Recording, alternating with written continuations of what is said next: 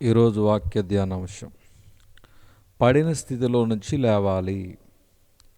అక్కడ 38 ఏండ్ల నుండి వ్యాధి గల ఒక మనుష్యుడుండెను.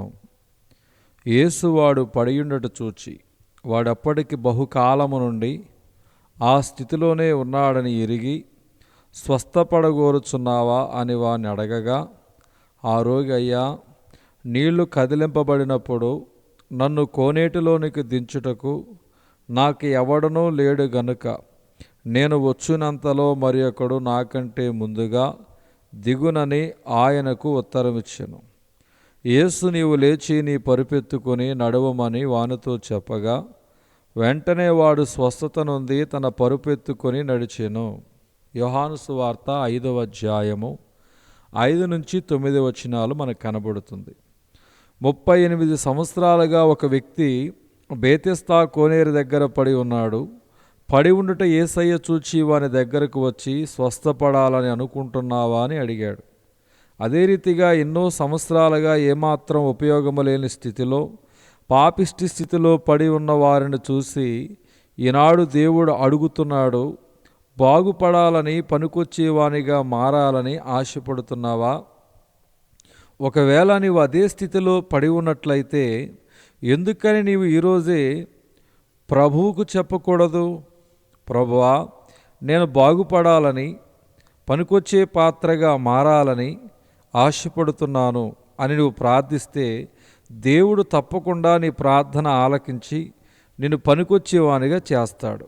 అప్పుడు వాడు, ప్రభువా, బాగుపడాలని ఆశిస్తున్నాను, కానీ నాకు సహాయము చేయవారెవరు లేరు అని అనగా, వెంటనే యేసు, నీవు లేచి నీ పరుపెత్తుకొని నడువమని వానితో చెప్పగా, వెంటనే వాడు స్వస్థత నొంది తన పరుపెత్తుకొని నడిచెను.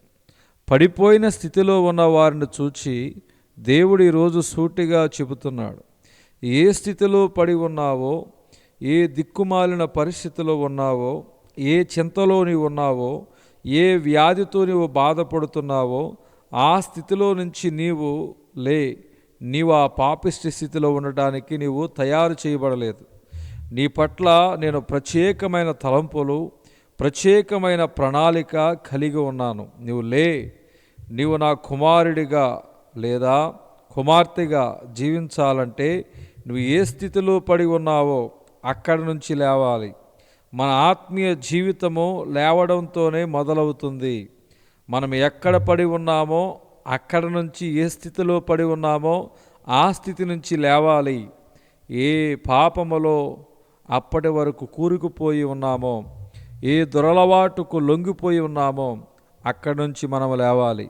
దేవుడు అతను లే అని చెప్పి నీ పరుపు కూడా ఎత్తుకో అని అన్నాడు. కారణం, ఒకవేళ ఆ పరుపు అక్కడే ఉంటే సాయంత్రానికి మరలా అక్కడికి తిరిగి వచ్చేస్తాడు. అది దేవుని యొక్క చిత్తము కానే కాదు. మనము పడిన స్థితిలో నుంచి లేవాలి.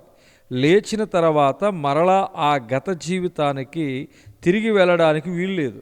తిరిగి వెళ్ళడం అనగా, ఒకప్పుడు ఏ స్థితిలో పడి ఉన్నామో, ఏ పాపపు జీవితం జీవించామో ఆ స్థితికి, ఆ జీవితానికి మరలా తిరిగి వెళ్ళడం దేవునికి ఏమాత్రం ఇష్టం లేనే లేదు. దేవుడు ఈ దినవాక్య ధ్యానం దేవుడు దీవించునుగాక. ఆమేన్.